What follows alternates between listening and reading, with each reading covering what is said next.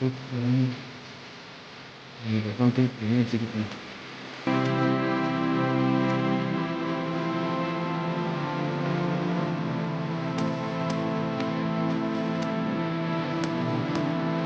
nó lên đi ba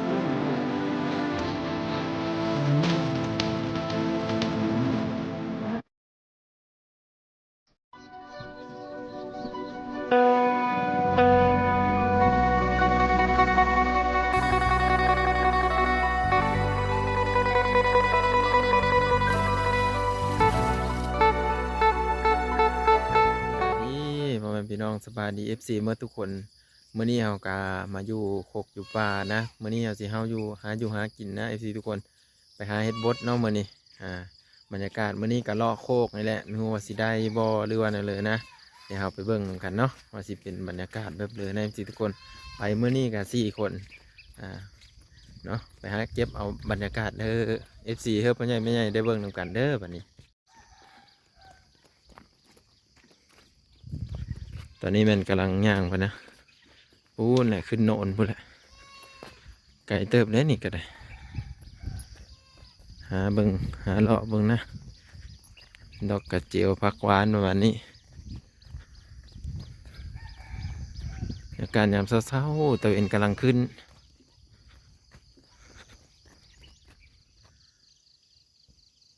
มีได้อันเห็ดบดกับเอาผักหวานนะสิทุกคน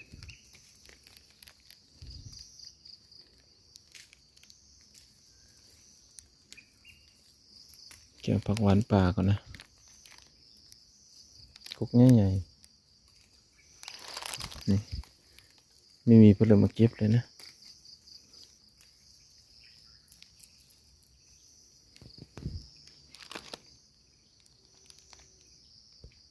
ตอนนี้มันยังไม่ทันได้พ่อนะสิทุกคนอย่างเลาะหาเฮ็ดอยู่ตอนเห็นแต่ฮอนไม้นะ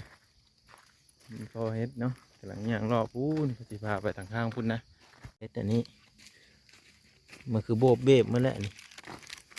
มันจะเป็นตะกิดนี่บ่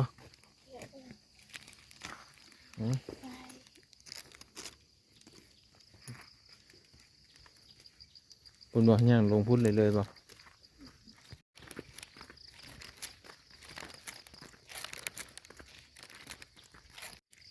เก็บ5 เก็บ10ไปเก็บ5 เก็บ10นะสิทุกคน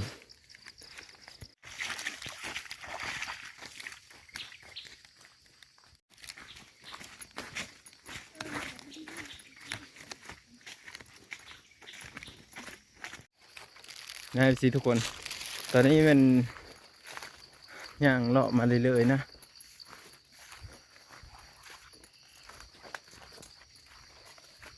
มีพ่อไปเลยนะพ่อฮ้อนเฮ็ดตัวหนึ่งนะอันนี้จะเป็นเฮ็ดคนนะสิทุกคนเฮ็ดบดคนนะแต่เราก็ต้องเก็บเอานะสิทุกคนนี่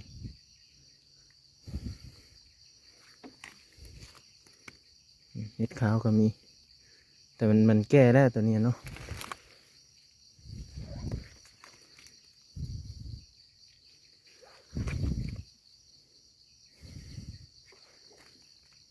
แก่เลยเนาะ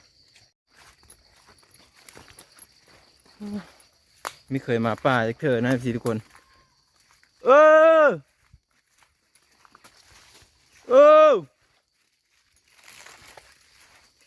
ตอนนี้แม่นลงพีบแล้วนะต้องในห้องหากันนะสิทุกคนโอ้ยโหดอย่างนี้ดิไม่เคยเฮาป่าครับลุยเดียวเลยนะมันนี่ลุยเดียวเนาะเอ้ยน้ำปักโหดเห็นนะอุ้ย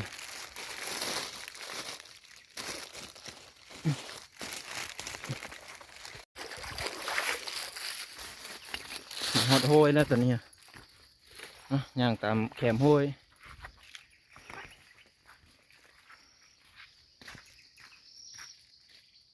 เขาอยู่ทางเทิงพี่เนาะเขาเอิญกินหนึ่งนี้อยู่ทางพี่เลยอยู่ทางข้างเมืองนี้เนาะเราจะย่างขึ้นไปพุ่นนะวันนี้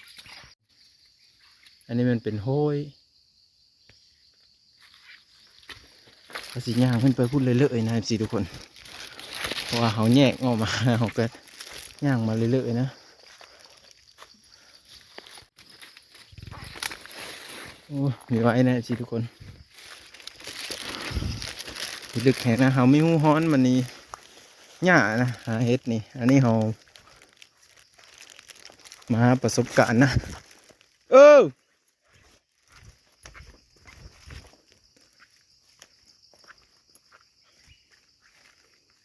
เป็นห้อยอันนี้นี่สิทุกคนอันนี้มันต่อไม้ดูนะนี่แล้วเขามาตัดเอาเนาะไม้ดูหาหญ้านะสิทุกคนเขามาขุดอะไรนะแถวแคมห้อยเนาะได้จะบอกมันกระตาคือว่าปิวว่องๆแท้ไม่ได้พ่อเพื่อนอันนี้กันเก็บแต่อยู่พุ่นแหละอากูหน่อไม้ก็ไม่เห็นเนาะยังตามก้นนี่แล้วไปเราต้องหู้ฮ้อนมันได้แต่เราไม่หู้นี่แสดงว่าไม่ได้ไข่อึ่งบ่นี่ฮะไม่ไข่ข้างขาอีกแล้วไข่กบไข่ขันขามันเป็นปลาพวกไข่อึ่งเลยสิทุกคนไปย่างกว่านี้เลยเป็นตุ่มเลยนะหรือว่าจะเป็นไข่กบบ่ไข่กบย้อนท่านไข่เขียดมันเป็นเลาะหอบที่สิทุกคนมีได้แต่พูนอยู่กับต้นถ่างพุ่นเนาะ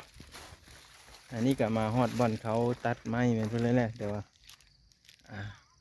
เสียเบิ่งก่อนเนาะที่ทางเลือกผักหวานไปหาเล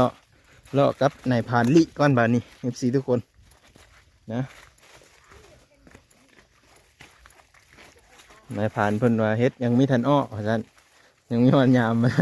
เขามาเลาะก้อนเนาะมาเลาะก้อนถือว่าไม่ได้นะนายพานเพิ่นว่า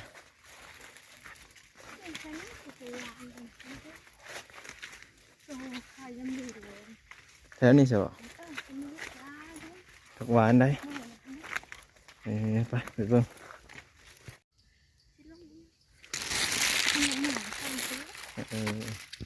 แม่งอันนี้ก็มากินผักหวานนะสิทุกคนบ่งกือนะนี่เก็บมาใหญ่ดอกหวานก่อนแต่เราอะไรนี่โธ่อะไรนะสิทุกคนนี่เห็ดขาวจานผ่านเลยนะสิทุกคนนี่ตัวอ่อนตัวแก่เนาะเอาเก็บนี่เก็บเห็ดขาวยังหอบทิพหอบแดนเนาะพอเห็ดขาวหักเปิดมาแล้วนี่นะแก่แล้วนะสิทุกคนแต่ก็จำเป็นนะเอาพอได้มือแค่เอานะ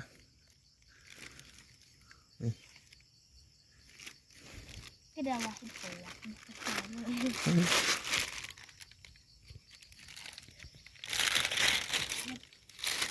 เขาบอกเห็นโอ้ยเขาไม่เอาแล้วเห็ดมันแก่เลย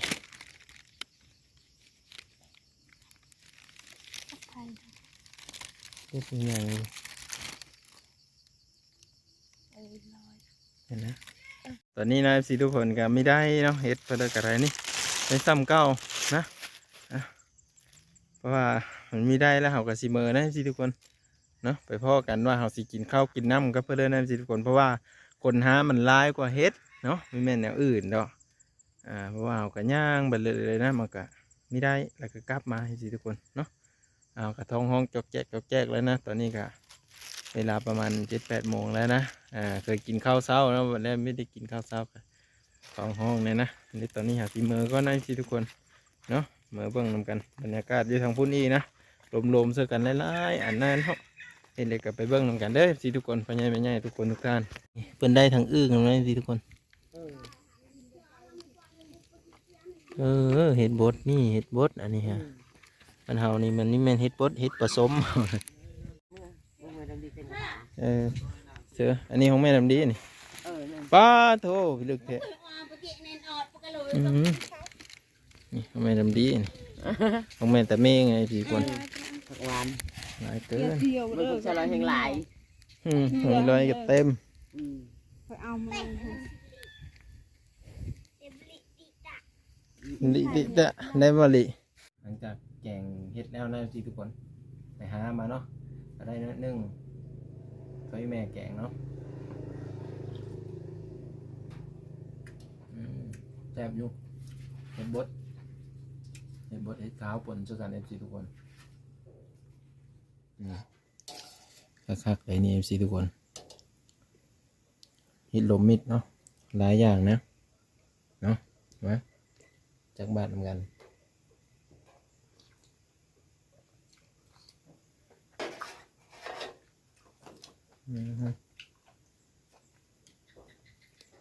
คำง่ายๆเลยนะ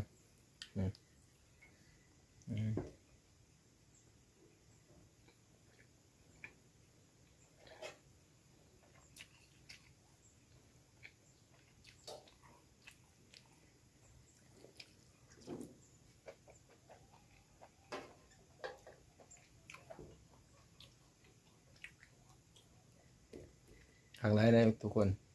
แซ่บเนาะคลิปนี้กับจะเริ่มลาพาจากไปแล้วเนาะคลิปหน้าพ่อกันเมื่อสิทุกคนคลิปนี้ไปแล้วบาย